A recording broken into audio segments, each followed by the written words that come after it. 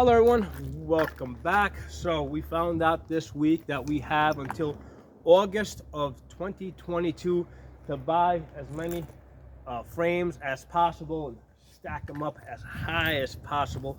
I thought, based on the original proposed rules, that they were also going to go after the slides. I'm happy they didn't. They're just going after the frames. After August of 2022, and I don't know exactly which date. It's going to be somewhere in the middle of the month. They're going to require, basically the frames are going to be classified as firearms, and if you buy them, they have to ship to an FFL, and you got to get the background check. Okay. Now it's not that I can't pass a background check. I've gone through many of them, but I just don't want to. Okay. It's called freedom. So the good thing is we have 120 days, right? That puts us until mid-August 2022. That gives us a lot of time to buy lots of frames. And the good thing is, since they're not, the rule change does not affect the slides, that means we can put all of our money into frames, okay? So you don't have to worry about buying slides, barrels, internal parts. All that stuff you'll buy later on as you're building the guns. But for now, you want to get the frames, right? Get the frames, get lots of them.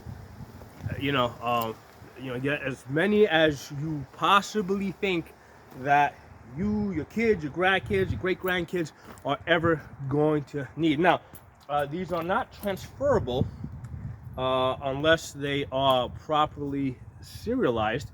So I'm not telling you guys to do something like that. However, I'm 50 years old. I imagine I got maybe another 20, 25 years left. When I die, my Palmer 80s are going somewhere, okay? And I'm not going to be around to make sure they get serialized. So the great thing about these Palmer 80s is it ultimately puts more guns into circulation. And the more guns we can get out there, the more common use they become. The more society gets used to them being out there like leaves, okay? And the harder they are to ban, okay? So that's our goal, to put as many of them out there as possible so that they are impossible to ban. Now, I do understand that Palmer 80 is going to fight this in court, and I don't know how long that's going to take or what the outcome is going to be, but that's their job, okay? Their job is to, get together with their lawyers and fight this in court. We all got our jobs, okay? My job is instruction, training. I do videos teaching people how to put these things together. Okay, so, I do videos teaching people how to shoot. That's my job. That's my contribution, to gun rights. Okay, I put out free videos. I don't monetize them. My job is to teach people how to build these things and how to shoot them. Okay, everybody's got a role to play. If you are simply buying these, right, buying more than you think that you could ever possibly need, what you're doing is you're helping fund this company here that's going to be fighting this, okay? So that's why I don't mind buying more than I think I could ever possibly use in my life, because I'm helping this company here, right, pay for the legal expenses to try and preserve our gun rights, okay? Now, again, I don't know how long it's gonna, this whole process is gonna take. The courts have, ask me if bump stocks are legal or illegal.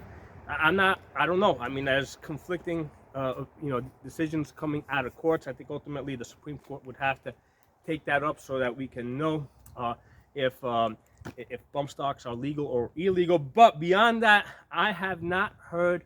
First of all, as far as I've heard, very few bump stocks were actually turned in to any law enforcement agencies, and there have been no prosecutions. Right? There has not been any house-to-house searches.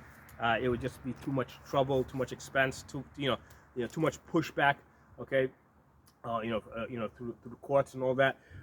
So the bump stocks, even though there was so few of them out there, they still haven't really been able to do anything as far as collecting them and actually prosecuting people. I've heard of only one case where they tried to prosecute somebody who was already a prohibited person, and they dropped the charges because they didn't want to. I guess they didn't want to take a chance of losing in court and setting a precedence with that. Okay, so I mean that's a good example to follow. Okay, so like I said, we have until August 2022 to stack these things all the way up to the ceiling in your house. Okay, and then after you're up to the ceiling, you start another row. Right, so you see how many columns of these boxes you guys can make, and that's going to be very important for Farmer 80 when they eventually do go to court, because one of the things that's going to come up is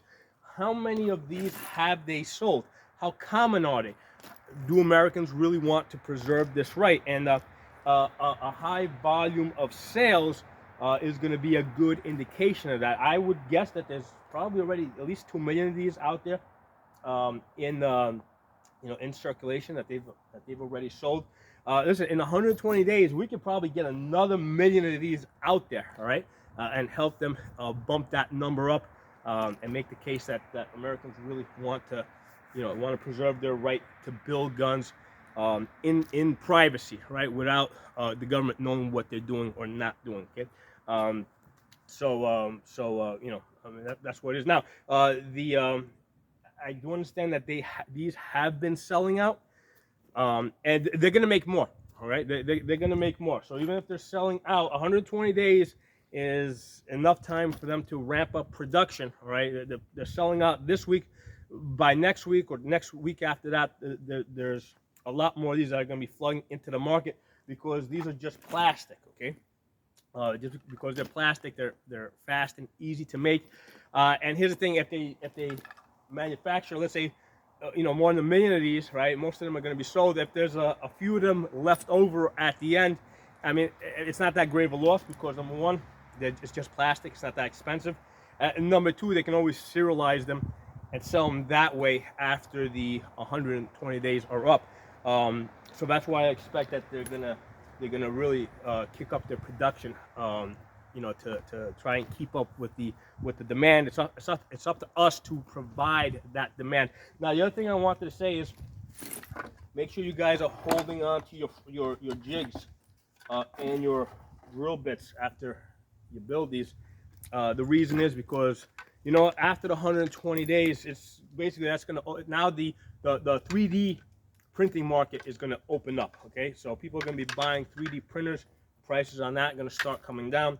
So after you 3D print your frames, you're still going to need to put holes in them. The holes have to be pretty precise, and these jigs may help you do that. Okay, yeah, definitely hold on to your jigs.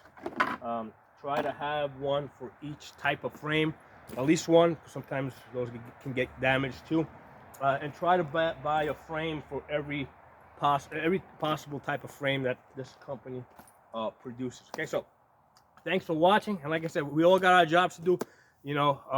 Right now our job is to support this company. We do that by buying frames and stacking them up all the way to the ceiling. Thanks for watching. Share the video. Follow me on Odyssey, because I'm only going to have this video up on YouTube for a short while, and then I'm going to delete it. But then it'll stay on Odyssey, because I don't want YouTube to be giving me strikes on this channel. So I'm going to get this video out, leave it out there for a few days to circulate the information, and then you guys should be following me on Odyssey. You should also be following me on my backup channel, Absolute Guns. Thanks for watching. I'll talk to you all soon.